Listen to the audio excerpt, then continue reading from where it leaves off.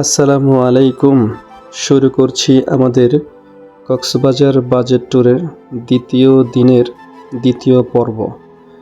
Rail station থেকে বের হয়ে আমরা কলাতলী বিচের কাছাকাছি একটি ভালো হোটেলের খোঁজে বেরিয়ে পড়ি।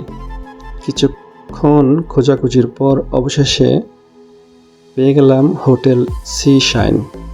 হোটেলটি কলাতলী ডলফিন মোড়ে অবস্থিত। নিচে রয়েছে কলাতলী রেস্টুরেন্ট আর ঠিক তার ডান পাশেই হোটেলটি। প্রতি রাতের ভাড়া 1800 টাকা। রুমটি ছিল বেশ প্রশস্ত, সঙ্গে একটি ছোট্ট কানেক্টিং রুমও ছিল। আমাদের একমাত্র কন্যার জন্য এই রুমটি নেওয়া, তাই সবাই বেশ আরামেই থাকতে পেরেছি। রুমে এসির ব্যবস্থা ছিল, তবে ওই টাইমটায় কক্সবাজারের আবহাওয়া বেশ ঠান্ডা থাকায় আমরা এসির সুবিধা নেইনি। চলুন এবার আপনাদের দেখাই 1800 টাকার এই রুমে কি কি সুবিধা ছিল। চলুন এবার প্রবেশ করি আমাদের রুমে। আমাদের রুম নাম্বার 602। রুমটি বেশ প্রশস্ত, বড় আছে। পরিপাটি এবং পরিবারের সঙ্গে আরাম করে থাকার মতো যথেষ্ট জায়গা রয়েছে। সঙ্গে একটি ছোট্ট ব্যালকনিও আছে। ব্যালকনিতে দাঁড়ালে দূরে সমুদ্রের ঝাপসা দৃশ্য দেখা যায়। যদিও পুরো সি বিচ স্পষ্টভাবে দেখা যায় না, তবুও পরিবেশটা বেশ ভালো লাগে। তবে আমার কাছে মনে হয়েছে এই হোটেলের 702 নম্বর রুমটি সবচেয়ে ভালো, কারণ ওই রুমের ব্যালকনি থেকে সমুদ্রের সি বিচ অনেক বেশি সুন্দর দেখা যায়। সুযোগ থাকলে আপনারা 702 নম্বর রুমটি নেওয়ার চেষ্টা করতে পারেন। এবার দেখে নেই ওয়াশরুমটি। ওয়াশরুমে প্রয়োজনীয় সব সুবিধাই ছিল, তবে পরিষ্কার পরিচ্ছন্নতার দিক থেকে আমার কাছে এটি মোটামুটি বা অ্যাভারেজ লেগেছে। খুব বেশি ভালো বলা যাবে না, তবে 1800 টাকায় বাজেটে এই রুমটি আমার কাছে মোটামুটি ভালোই মনে হয়েছে।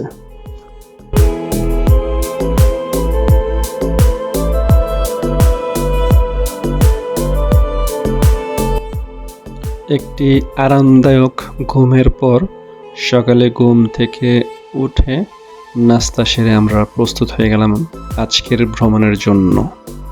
সকাল 9টার মধ্যে আমাদের সুগন্ধা পয়েন্টে পৌঁছাতে হবে, তাই আর দেরি না করে চলুন আপনাদেরকেও সঙ্গে নিয়ে শুরু করি আজকের পুরো দিনের ভ্রমণ। আজ সারাদিন কোথায় কোথায় ঘুরলাম, কি কি দেখলাম আর কেমন ছিল আমাদের অভিজ্ঞতা, সব কিছুই থাকছে আজকের এই পর্বে। আগেই আমাদের ট্যুরিস্ট বাসের আপার ডেকের টিকিট কাটা ছিল জন প্রতি 700 টাকা। চাইলে এই টিকিট অনলাইন বা অফলাইন দুইভাবেই বুকিং করা যায়। তবে একটি বিষয় আগে থেকে জেনে রাখা ভালো, বাসটি সুগন্ধা পয়েন্ট থেকে সরাসরি ছাড়ে না। প্রায় 7 কিলোমিটার দূরে রেজুখাল নামক একটি জায়গায় একটি স্টিলের ব্রিজ রয়েছে। ব্রিজটি অত্যন্ত ঝুঁকিপূর্ণ হয়, ট্যুরিস্ট বাস সেখানে পারাপার করে না। বাসটি ব্রিজের অপর পাশে অপেক্ষা করে। এরপর সুগন্ধা পয়েন্ট থেকে আমাদের চাঁদের গাড়িতে করে ব্রিজের ওপারে নিয়ে যাওয়া হয়।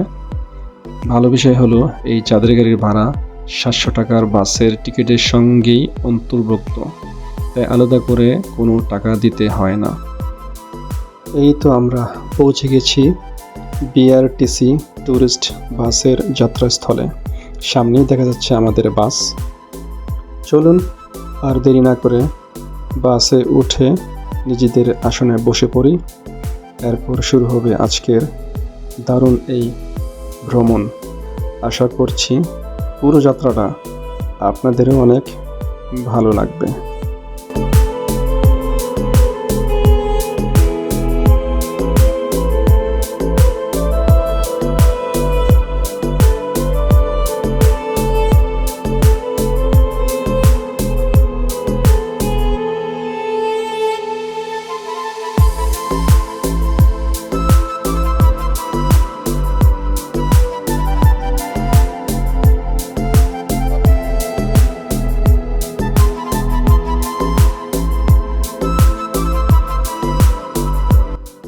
আমাদের যাত্রার প্রথম বিরতি ছিল দোলনা বিচে।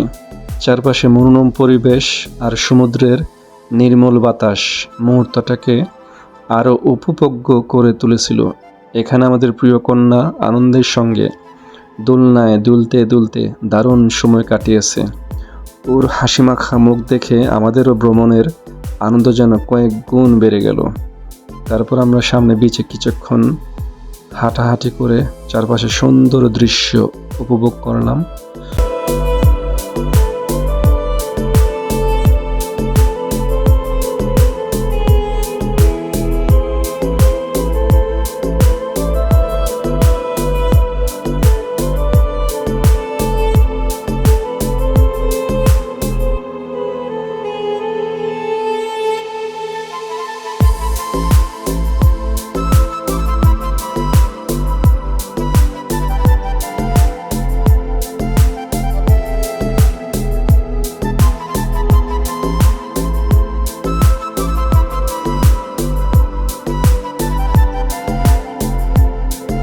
সময় শেষ হয়, আবার বাসে ফিরে নিজেদের আসনে বসলাম।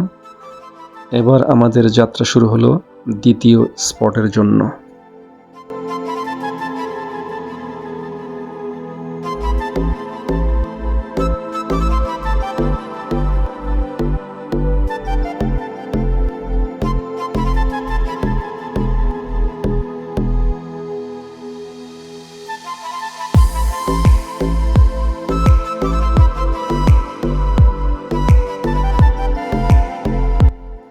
আমাদের বাস অবিরাম ছুটে চলছে গন্তব্যের পথে।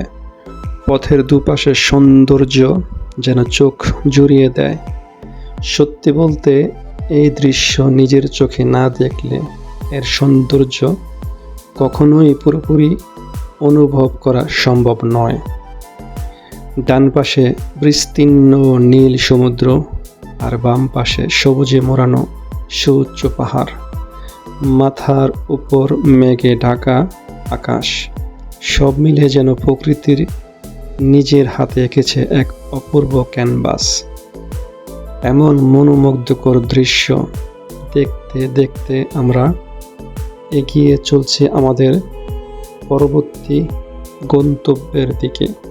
প্রতিটি মুহূর্ত যেন নতুন এক সৌন্দর্যের গল্প শোনাচ্ছে।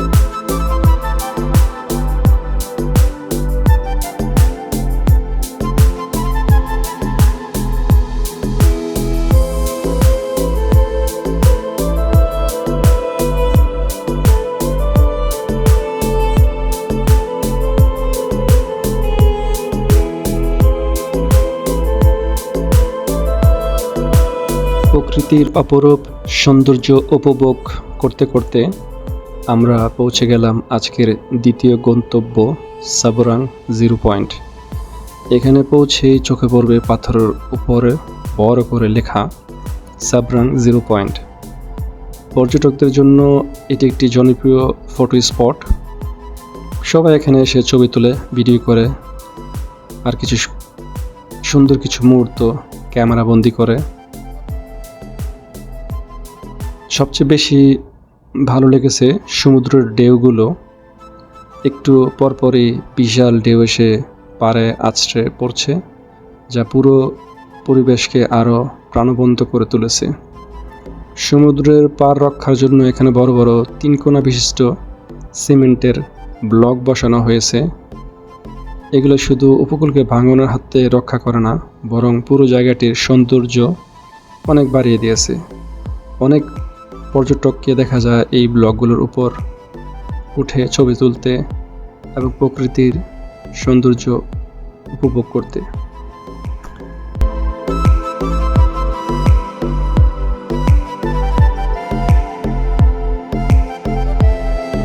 সমুদ্রের তীরে দাঁড়িয়ে আমি মুগ্ধ হয়ে তাকিয়ে আছি দিগন্তজোড়া নীল জলরাশির দিকে।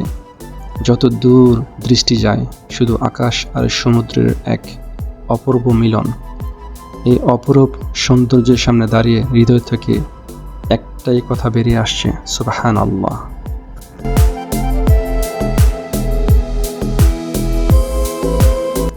কিছুক্ষণ এই মনোমুগ্ধকর পরিবেশ উপভোগ করে সুন্দর কিছু স্মৃতি সঙ্গে নিয়ে আমরা আবার রওনা দিলাম আমাদের পরবর্তী গন্তব্যের উদ্দেশ্যে।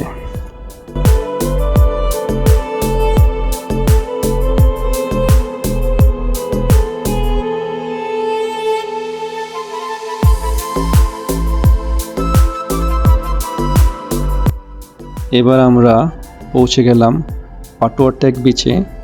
এখানেই ছিল আমাদের দুপুরের খাবারের বিরতি।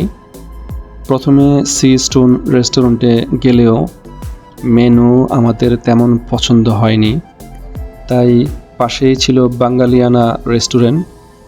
এখানে এসে পছন্দ মতো খাবার অর্ডার করলাম। একটি ছোট্ট পরামর্শ, এখানে অনেক খাবার লাইভ কুকিং করে পরিবেশন করা হয়, তাই অর্ডার দিলে একটু সময় লাগে। ট্যুরিস্ট বাসে ভ্রমণ করলে সময় বাঁচাতে আগে থেকেই রান্না করা খাবার নেওয়াই ভালো। চলুন এবার দেখে নেওয়া যাক আজকে দুপুরের খাবারের আয়োজন।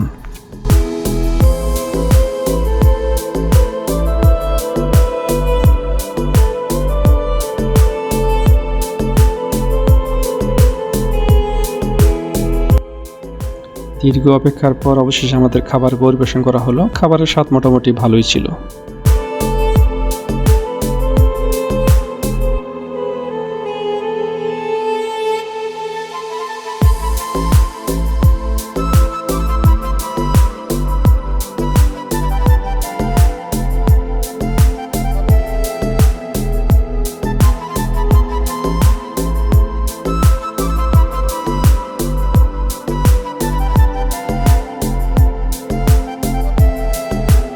এবার আমরা পৌঁছে গেলাম আজকের চতুর্থ গন্তব্য ইনানি বিচ। চারিদিকে যত দূর চোখ যায় শুধু বালুকণা আর সমুদ্রের অবিরাম ঢেউ। ঢেউ এসে বারবার ছোট ছোট বালির পাড় ভেঙে দিচ্ছে, আর এই দৃশ্য যেন প্রকৃতির এক অপূর্ব খেলা। সমুদ্রের নির্মল বাতাস আর শান্ত পরিবেশে কিছুটা সময় কাটিয়ে সত্যি মনটা ভরে গেল। চলুন এবার আপনাদের দেখাই ইনানি বিচের কিছু সুন্দর কিছু মুহূর্ত।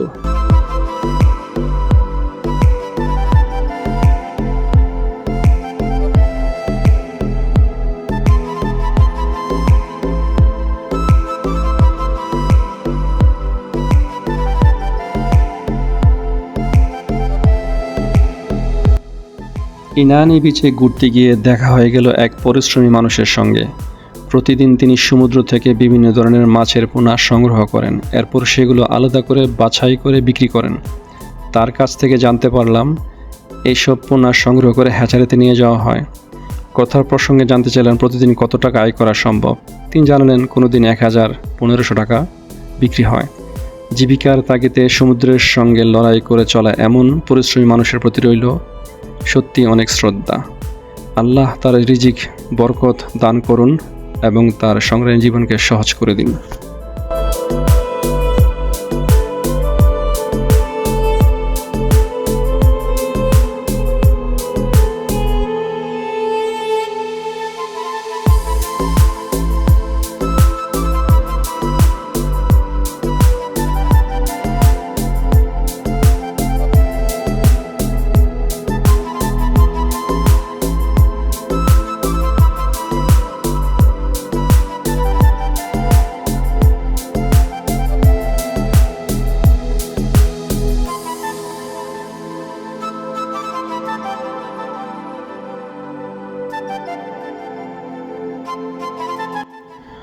অবশেষে আমরা পৌঁছে গেলাম বহুল প্রতীক্ষিত নেভি ব্রিজে। এখানে প্রবেশ মূল্য জন প্রতি 200 টাকা। আমার কাছে পুরো ভ্রমণের অন্যতম সেরা আকর্ষণ ছিল এই জায়গাটি। ব্রিজের উপর দাঁড়ালেই চারপাশে মনোমুগ্ধকর দৃশ্য, সমুদ্রের শীতল বাতাস আর ঢেউয়ের মৃদু শব্দ সব মিলিয়ে এক অপূর্ব অনুভূতি তৈরি হয়। মনে হয় প্রকৃতির মাঝেই যেন হারিয়ে গেছি। আমি ব্যক্তিগতভাবে সবাইকে বলবো, কক্সবাজারে এলে অন্তত একবার পরিবারের সঙ্গে এই ব্রিজে অবশ্যই ঘুরে আসবেন। এখানে কিছুক্ষণ সময় কাটালেই মনটা সতেজ হয়ে যায়, আর দিনের সব ক্লান্তি যেন এক মুহূর্তেই দূর হয়ে যায়। আমার কাছে নেভি ব্রিজ শুধু একটি দর্শনীয় স্থান নয়, বরং এমন একটি জায়গা যেখানে প্রকৃতির সৌন্দর্য আর মানসিক প্রশান্তি একসঙ্গে উপভোগ করা যায়। সুবহানাল্লাহ।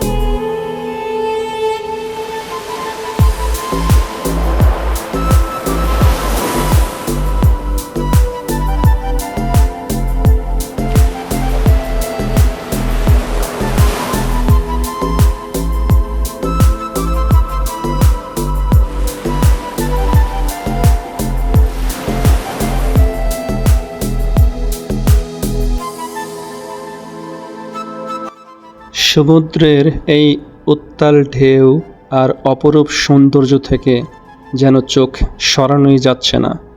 প্রতিটি ঢেউ এসে নতুন করে মুগ্ধ করছে, আর প্রকৃতির এই রূপ মনকে বারবার থমকে দাঁড়াতে বাধ্য করছে। তাই আমরা সিদ্ধান্ত নিয়েছি নেভি ব্রিজের নিচে নেমে সেখান থেকে উপভোগ করব আজকের মনোমুগ্ধকর সূর্যাস্ত। আশা করছি দিনের শেষ আলো আর সমুদ্রের ঢেউ এই অসাধারণ মুহূর্ত আপনাদেরও মুগ্ধ করবে। তাই শেষ পর্যন্ত আমাদের সঙ্গেই থাকুন।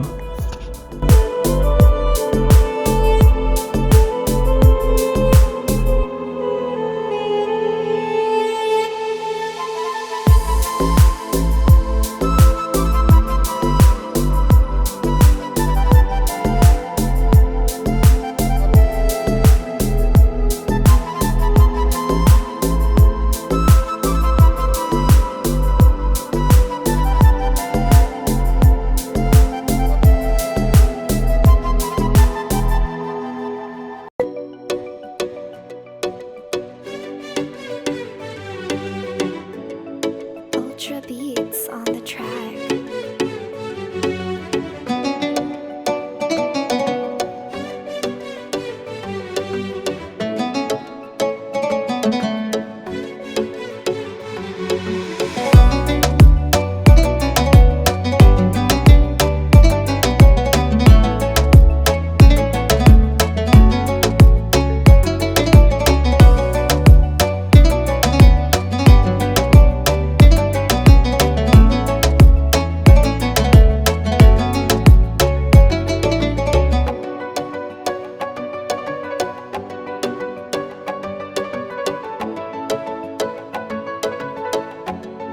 অবশেষে সারাদিনের ভ্রমণ শেষে আমরা ফিরে এলাম আমাদের হোটেলে। হোটেলের নিচে কলাতলি রেস্টুরেন্টে রাতের খাবার খেয়ে আজকের দিনটি এখানেই শেষ করছি। ইনশাল্লাহ আগামীকাল আমাদের ভ্রমণের তৃতীয় দিন। সেদিন ঘুরে দেখব রেডিয়ান্ট ফিশ ওয়ার্ল্ড এবং নাজিরা হাট শুটকি পল্লী। সেখান থেকে স্থানীয় শুটকি কেনাকাটা করব। সেই ভ্রমণের গল্প নিয়ে আবার দেখা হবে আগামী পর্বে। আল্লাহ হাফেজ।